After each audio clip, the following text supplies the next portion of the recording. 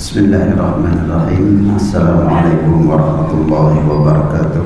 Waalaikumsalam warahmatullahi wabarakatuh. Alhamdulillah, wassalatu wassalamu ala rasulillah wa ala alihi wa ashabihi wa mawala wa la hawla wa la quwwata illa billahi wa ba'd. Hadirin kaum muslimin jemaah yang semoga senantiasa dirahmati Allah Subhanahu wa taala. Alhamdulillah, di pagi yang sejuk ini kita masih dibangunkan oleh Allah sehingga bisa menjalani beragam aktivitas ketaatan kepadanya, mulai dari bangun untuk makan sahur, apalagi misalnya yang bisa memanfaatkan waktu sahur tersebut untuk amal-amal yang sangat luar biasa, karena Allah akan menantang hamba-hambanya yang berada di waktu sahur. Siapa yang memohon akan aku kabulkan, siapa yang meminta akan aku beri, siapa yang mohon ampunan akan aku ampuni. Tentunya yang bisa memanfaatkan ini dengan baik, sungguh dia adalah orang yang sangat beruntung. Setelah itu makan sahur yang merupakan ibadah, berikutnya adalah berpuasa, kemudian berjalan menuju ke masjid yang tiap langkahnya itu adalah pahala. Tiap langkah menuju ke masjid adalah pahala dan juga yang akan meninggikan derajat dan juga menghapus dosa. Kemudian bisa menjalani sholat subuh berjamaah dan juga aktivitas-aktivitas yang lainnya yang tentunya ini adalah ladang amal, ladang pahala yang Allah akan lipat gandakan, terkhusus di bulan yang sangat istimewa ini. Dan ini semua tentunya upaya kita untuk menjaga stabilitas iman kita, karena iman itu juga bisa tereduksi, bisa berkurang kalau kita tidak menjaga dengan sebaik-baiknya. Juga jemaah dari Allah, di antara hal yang bisa menjadikan iman kita lebih stabil itu dengan ilmu. Ilmu yang akan membuat iman kita stabil, bahkan bisa bertambah. Karena itu maka wajib bagi semua kita untuk menuntut ilmu, karena dengan ilmu itulah kita akan bisa menjaga iman kita. Karena kalau tanpa ilmu, dengan apa kita akan menjaga iman kita? Makanya orang yang semakin berilmu, dia akan semakin takut kepada Allah Subhanahu wa taala. Sebagaimana yang Allah firmankan dalam surah Fatir ayat 28, innama yakhsyallaha min ibadihil ulama. Sesungguhnya orang-orang yang takut kepada Allah dari hamba-hambanya hanyalah para ulama, hanyalah orang-orang yang paham, yang berilmu. Artinya bagaimana seorang akan merasa takut kepada Allah sedang dia sendiri gak tahu siapa itu Allah? Kenapa orang misalnya nggak mau sholat, nggak mau puasa? Kenapa dia senang melakukan maksiat? Karena nggak tahu Allah, nggak berilmu tentang Allah. Maka jadi tidak merasa takut. Jadi takut itu pancaran dari iman yang ada di hati. Nah, iman ini dibentuk di atas ilmu. Nggak mungkin orang sekonyong-konyong misalnya tahu sesuatu gitu kan tanpa dia mencarinya. Nggak mungkin. Kalau ilmu gratisan seperti itu ya semua orang masuk surga gitu kan dengan gampangnya. Makanya juga Nabi SAW kan menyampaikan dalam hadis yang cukup populer, ini biasanya di player-player kajian selalu disertakan hadis ini. Hadis Imam At-Tirmidzi dan juga Imam Muslim, wa man salaka tariqan yaltamisu fihi ilman sahalallahu lahu bihi tariqan ila jannah. Barang siapa yang menempuh satu jalan untuk menuntut ilmu, untuk belajar, maka Allah akan mudahkan jalan ke surga. Jadi jalan ke surga itu dengan ilmu, yang itu dibangun di atas iman. Maka dengan iman itulah seseorang bisa masuk surga. Tanpa iman, terus dengan apa dia bisa masuk surga? Nah, iman itu kalau tanpa ilmu, terus dengan apa dia akan menumbuhkan keimanan kalau tidak memiliki ilmu? Makanya Imam Ahmad rahimahullah beliau mengatakan aslul ilmi al khasyah. Pokok ilmu, asal ilmu itu adalah rasa takut yang ada di dalam hati seseorang. Nah, rasa takut itu kan muncul karena apa? Karena pemahamannya, pengetahuannya terhadap Allah Subhanahu wa taala, sehingga hatinya takut kepada Allah. Nah, dan ini harus dibangun di atas ilmu. Makanya ya kita semua wajib untuk menyisihkan sebagian waktu kita untuk ilmu. Karena ini penting, ini modal kita, pondasi kita. Tanpa ilmu, terus dengan apa kita bisa membekali diri di dunia ini, apalagi bekal menuju kepada Allah, bekal menuju ke surga. Karena jalan ke surga itu ya dibangun di atas ilmu, kata Nabi SAW tadi. Maka waktu yang sehari semalam ya, kita miliki 24 jam atau dalam sepekan 168 jam misalnya, maka sisihkan dari waktu itu untuk ilmu. Karena ini modal ya untuk menumbuhkan keimanan kita. Kalau kita nggak paham sesuatu, bagaimana kita bisa meyakini, gitu kan? Bagaimana kita misalnya makan, melihat donat, kita makan, ya kita makan dan kita bisa meyakini itu enak. Kenapa? Karena tahu kan, tahu ini enak, tahu bahwa itu enak, maka dimakan. Karena apa? Tahu. Akhirnya hati kan ada keinginan, gitu kan, hati bernafsu, hati semangat. Kenapa? Tahu. Coba kalau sesuatu yang nggak tahu, meskipun barang enak, misal makanan enak, nggak tahu, baru misalnya dia melihatnya, apalagi misalnya dari sisi penampilan pun nggak biasa, maka karena tidak tahu, bisa jadi dia nggak suka, gitu kan. Dan orang biasa sesuatu yang tidak tahu, yang baru, yang nggak ujung-ujung suka, gitu kan. Kenapa dia suka? Karena dia tahu. Makanan yang selama ini kita konsumsi, kenapa kita makan? Karena kita tahu, kita yakin bahwa itu enak, gitu kan. Itu kita suka. Maka dari itu ya, Al-Imam Ibnul Jauzi, beliau itu menyebutkan bahwa di antara tipu daya setan ya, tipu daya setan itu menjauhkan orang dari ilmu. Bagaimana agar seseorang itu jauh dari ilmu? Bagaimana agar seseorang itu tidak mau mengenal ilmu? Ilmu di sini ilmu agama maksudnya. Bagaimana agar orang itu nggak mau belajar? Kenapa? Karena kalau seseorang tidak berilmu, seseorang yang tidak memiliki ilmu itu akan gampang disesatkan oleh setan. Akan mudah untuk diajak kemanapun dia mau ketika tidak punya ilmu. Jadi ilmu itu sangat ditakuti oleh iblis. Makanya ada sebuah asar yang menyebutkan faqihun wahid asyadu ala syaitan min alfi abid.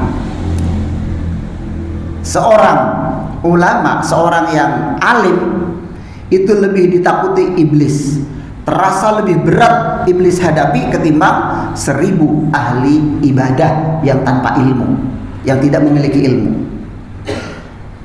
Jadi seorang berilmu itu lebih berat dihadapi oleh iblis ya, ketimbang 1000 ahli ibadah. Ada orang rajin ibadah, masya Allah, ahli ibadah yang bisa jadi dalam pandangan masyarakat kan itu yang hebat. Misalnya gitu kan, oh masya Allah dia ahli ibadah, ahli sholat, ahli puasa misalnya, ahli sedekah, ahli ibadah, tapi tidak berbasis ilmu, tidak berdasarkan ilmu. Itu bagi setan gampang sekali untuk menyesatkannya. Berbeda dengan seorang ahli ilmu, seorang yang paham ilmu, itu setan sangat berat menghadapinya. Makanya kata setan ya, 1000 ahli ibadah itu gampang saja untuk disesatkan. Seperti yang dalam kisahnya Syekh Abdul Qadir Al-Jailani ya rahimahullah, itu disebutkan ketika beliau dalam satu perjalanan, kemudian beliau merasa haus, sudah tiba-tiba ada awan,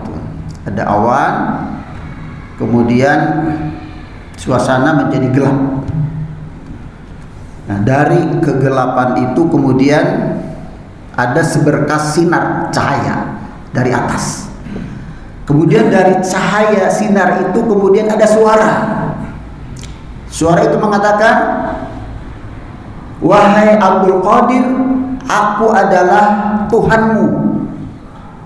Dan mulai saat ini aku halalkan apa yang selama ini aku haramkan." Jadi itu mengatakan Abdul Qadir, ya Abdul Qadir, ana rabbuk qad ahlaltu lakal muharramat. Wahai Abdul Qadir, aku halalkan bagimu apa yang selama ini aku haramkan. Nah, jamaah kata Allah, apa kata Abdul Qadir Jailani? Apa aku bilang potong? Masya Allah, aku dapat maksud gitu ya. Aku dapat ilham. Karena dia mengatakan aku adalah Tuhanmu. Tapi apa kata Abdul Qadir? Ikhsa ya la'in. Kata Abdul Qadir, pergilah wahai terkutuk, laknatullah. Maka ketika Abdul Qadir mengatakan seperti itu, tiba-tiba cahaya itu menjadi hilang, kemudian kembali gelap. Hilang, kembali gelap, yang ada tinggal suara. Suara itu mengatakan, najauta ya Abdul Qadir, najauta minni ya Abdul Qadir bi ilmik. Wahai Abdul Qadir, sungguh engkau telah selamat dari tipu dayaku karena ilmumu. Padahal kata si iblis itu, aku telah menyesatkan 70 ahli ibadah dengan cara seperti ini. Kemudian ketika Abdul Qadir itu berjumpa dengan murid-muridnya, ditanya murid-muridnya, wahai Syekh, dari mana Anda tahu bahwa dia itu iblis, dia itu setan? Kata beliau, ya dari omongannya yang ngawur. Loh, kenapa ngawur? Kata beliau, dia kan mengatakan aku adalah Tuhanmu. Kata dia, karena tidak mungkin setelah wafatnya Rasulullah Sallallahu Alaihi Wasallam syariat itu berubah. Gak mungkin yang halal jadi haram, yang haram jadi halal, itu gak mungkin. Dan ini ilmu. Coba kalau itu menimpa level kita gitu kan, tiba-tiba ada suara wahai fulan misalnya, mohon maaf misalnya wahai Pak Mariono misalnya gitu ya, dipanggil, mulai saat ini apa yang aku harapkan aku halalkan kepadamu. Masya Allah kan, senang. Insya Allah aku dapat wangsit ya, dapat wahyu. Besoknya mendeklarkan sebagai seorang nabi kan gitu ya, kan dapat wahyu gitu kan. Ini aku Tuhanmu kan gitu. Dia mengaku Tuhan, aku Tuhanmu. Kan siapapun kan bisa mengatakan seperti itu, apalagi dengan keajaiban yang seperti tadi gitu kan, dari atas mengatakan aku adalah Tuhanmu. Tapi Syekh Abdul Qadir selamat. Kenapa selamat? Ya karena ilmu. Ya, makanya kata iblis tadi gitu kan, aku telah menyesatkan nanti banyak orang dengan cara seperti ini.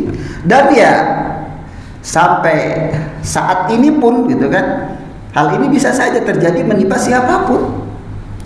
Makanya kan banyak contoh, misalnya ada orang ngaku nabi karena mendapat apa? Dapat wangsit di kuburan gitu kan ya. Dia bertapa di kuburan, tiba-tiba dapat ilham ya, menurut pengakuannya, sehingga mengaku nabi. Oh, saya dapat wahyu. Nah, ini jamaah mata Allah menunjukkan apa? Pentingnya ilmu agar kita tidak tersesat. Karena kita menuju kepada Allah, kita beribadah kepada Allah, perlu pembimbing. Ya, perlu pembimbing. Pembimbing itu adalah ilmu. Makanya wajib bagi siapapun untuk menuntut ilmu, belajar agar iman kita selalu terjaga. Gak mungkin seseorang imannya bisa stabil tanpa bimbingan ilmu. Dengan apa dia akan bisa menuju surga Allah Subhanahu wa taala? Makanya Imam Syafi'i rahimahullah, seperti dinukil oleh Imam An-Nawawi rahimahullah di dalam Muqaddimah Al-Majmu' disebutkan, man arada dunya fa alaihi bil ilm wa man arada al-akhirah fa alaihi bil ilm. Barang siapa yang menginginkan dunia, hendaklah dibekali dengan ilmu, dan barang siapa yang menginginkan akhirat, hendaklah dibekali dengan ilmu. Ya memang betul, tanpa ilmu terus dengan apa kita akan menuju surga Allah? Dengan apa kita akan menjaga iman kita? Seorang ayah butuh ilmu, seorang kepala keluarga butuh ilmu, seorang suami butuh ilmu, seorang anak butuh ilmu, seorang ibu butuh ilmu. Tanpa ilmu, maka dengan apa seorang ayah akan bisa menunaikan kewajibannya? Karena kan tanggung jawab terbesar seorang ayah apa? Membawa gerbong keluarganya ke dalam surga Allah SWT dan menjaganya dari api neraka. Kalau tanpa ilmu, dengan apa dia akan menjaga diri dan keluarganya dari api neraka? Dengan apa dia akan mendidik anak istrinya kalau tidak dibimbing dengan ilmu? Seorang ibu tanpa berilmu, dengan apa dia akan mendidik anaknya, mengarahkan anaknya? Maka itu semua pentingnya bagi kita untuk menyisihkan sebagian waktu kita, sesibuk apapun. Sesibuk apa sih kita sampai tidak sempat misalnya untuk hadir di majelis ilmu? Orang-orang dulu, para sahabat itu, karena mereka sibuk, di antara mereka sampai bergantian. Ya, karena memang sulitnya kondisi pada saat itu, mereka bergantian. Jadi yang satu misalnya nuntut ilmu, belajar kepada Nabi, yang lainnya sibuk dengan urusan dunia. Nah begitu datang disampaikan, besoknya lagi tukeran, seperti itu. Artinya sesibuk apapun mereka tidak melupakan ilmu. Kalau kita ini kadang ya sok sibuk gitu kan, sok sibuk sampai tidak sempat. Makanya ketika misalnya yuk ngaji, oh maaf saya lagi sibuk, masya Allah. Seakan-akan memang ngaji itu hanya untuk para pengangguran gitu kan ya. Kalau pengangguran baru ngaji gitu kan. Jemaah dari Allah, yang akan menghantarkan kita ke surga itu ilmu. Dan itu kata Nabi SAW. Maka sisihkan sebagian waktu kita untuk ilmu agar iman kita stabil, agar iman kita bisa terjaga, agar kita bisa masuk surga Allah Subhanahu wa taala. Maka ya sisihkan sebagian waktu kita sekali lagi untuk ilmu, dan dengan ilmu itulah kita akan punya kompas yang akan mengarahkan kita, harus ke depan, harus ke kiri, ke kanan, itu semua dengan ilmu. Orang tanpa ilmu hidupnya hanya akan ikut-ikutan. Bagaimana arus cari aman, yang penting aman. Tapi orang yang punya ilmu, ya ilmunya itu akan membimbingnya. Meskipun semua orang misalnya berjalan ke kiri semua, tapi ilmunya mengatakan dia harus ke kanan, dia ke kanan meskipun sendirian. Meskipun misalnya mayoritas orang itu ke kanan semua, nggak peduli. Jadi ini penting gitu kan, ini penting. Jadi tidak seperti kebo gitu kan, yang dituntut anak kecil pun kan manut, ya, manut saja.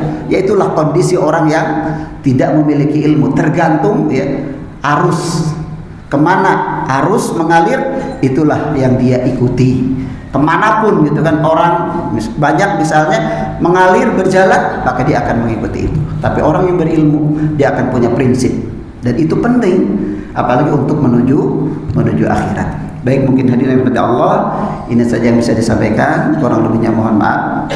Wassallallahu ala nabiyyina Muhammad wa ala alihi wasallam tasliman katsira. Subhanakallahumma wa bihamdik asyhadu an la ilaha illa anta astaghfiruka wa atubu ilaik. Wassalamualaikum warahmatullahi wabarakatuh.